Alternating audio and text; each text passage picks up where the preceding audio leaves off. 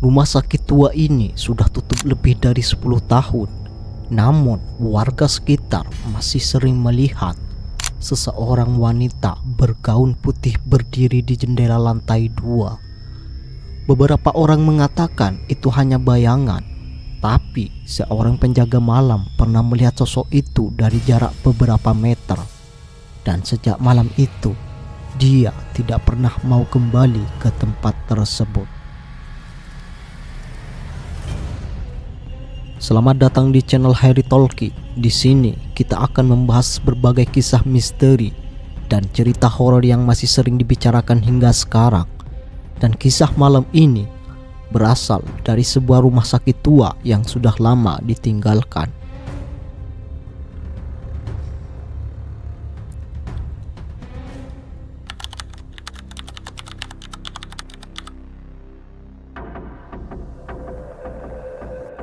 Di pinggir sebuah kota kecil, berdiri sebuah bangunan rumah sakit yang sudah lama tidak digunakan. Dulu tempat ini sangat ramai. Pasien datang setiap hari. Dokter dan perawat bekerja tanpa henti. Lampu rumah sakit bahkan sering menyala sampai pagi. Namun seiring waktu, bangunan itu menjadi semakin tua. Akhirnya rumah sakit baru dibangun tidak jauh dari sana. Dan bangunan lama itu pun ditutup. Sejak saat itu, tempat ini perlahan berubah menjadi bangunan kosong. Cat dinding mulai mengelupas, jendela banyak yang pecah, dan halaman rumah sakit dipenuhi rumput liar. Pada siang hari, bangunan itu hanya terlihat seperti bangunan tua biasa. Namun, ketika malam tiba, tempat itu berubah menjadi sangat sunyi dan menyeramkan.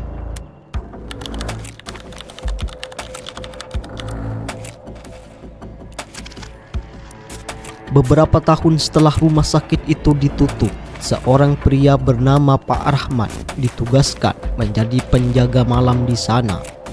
Tugasnya cukup sederhana. Setiap malam, ia hanya perlu berkeliling beberapa kali, memastikan tidak ada orang yang masuk ke dalam bangunan. Pada malam-malam pertama, semuanya terasa normal. Hanya suara angin dan sesekali suara hewan malam. Namun, suatu malam, sekitar jam 2 pagi, Pak Rahmat sedang berjalan di lorong utama rumah sakit. Saat itu, ia menyalakan senter untuk menerangi jalan di depannya. Tiba-tiba, ia merasa seperti ada seseorang yang sedang memperhatikannya.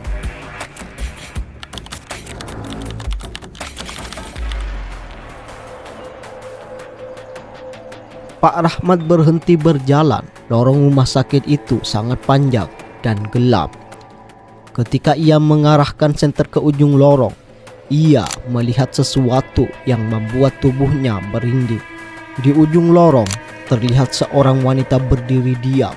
Wanita itu mengenakan pakaian putih panjang. Rambutnya panjang, menutupi sebagian wajahnya. Yang aneh, wanita itu tidak bergerak sama sekali. Pak Rahmat mencoba memanggil, "Siapa di sana?" Namun tidak ada jawaban. Beberapa detik kemudian, wanita itu perlahan berjalan dan masuk ke sebuah ruangan gelap di sisi lorong. Pak Rahmat yang mengira mungkin ada orang yang masuk tanpa izin, ia pun berjalan mendekati ruangan tersebut.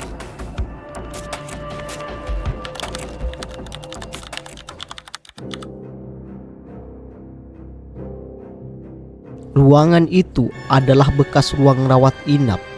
Pintunya setengah terbuka dan di dalamnya sangat gelap. Ketika Pak Ahmad membuka pintu, tiba-tiba terdengar suara tawa pelan seorang wanita.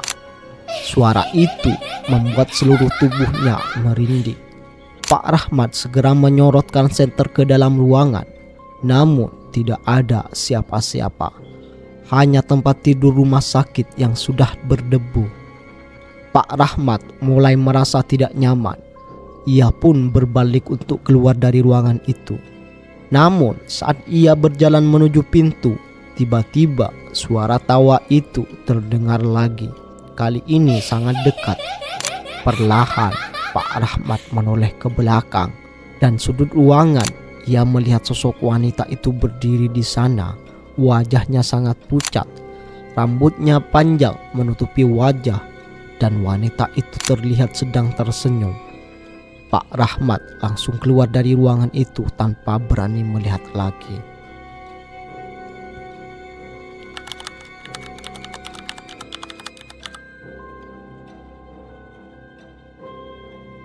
Keesokan harinya, Pak Rahmat menceritakan kejadian itu kepada beberapa warga sekitar. Ternyata ia bukan orang pertama yang mengalami hal aneh di rumah sakit tersebut. Beberapa warga mengatakan bahwa pada malam-malam tertentu, mereka sering melihat sosok wanita putih di jendela lantai 2. Ada juga yang mengaku pernah mendengar suara tangisan wanita dari dalam bangunan.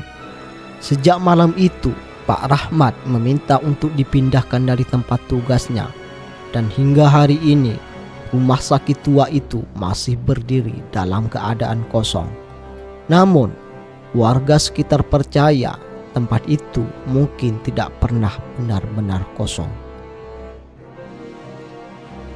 Kalau kalian berada di posisi penjaga malam itu, apakah kalian akan berani masuk ke rumah sakit tersebut sendirian?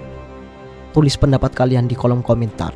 Dan jika kalian suka dengan cerita misteri seperti ini, jangan lupa subscribe untuk mendengar kisah horor lainnya, karena masih banyak cerita menyeramkan yang belum terungkap.